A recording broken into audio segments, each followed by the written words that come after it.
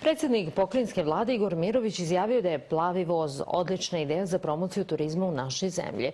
Ovo je sjajna ideja Color Press grupe ljudi koji se iz magazina Hello Travel Vojvodina bave promocijom turizma u našoj zemlji, rekao je Mirović sinoć tokom vožnje plavim vozom na relaciji Beograd-Sremski Karlovci, u kome je organizovana promocija specijalnog izdanja tog magazina.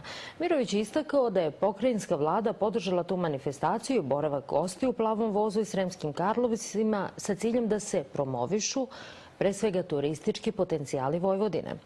U plavom vozu je na relaciji Beograd-Sremski Karlovci organizovana promocija specijalnog izdanja tog magazina. Želim pre svega kažem da je ovo sjajna promocija u zajedničkoj organizaciji Color Press grupe kroz promociju časopisa koje oni izdaju, Hello Travel, ovoga puta o Vojvodini.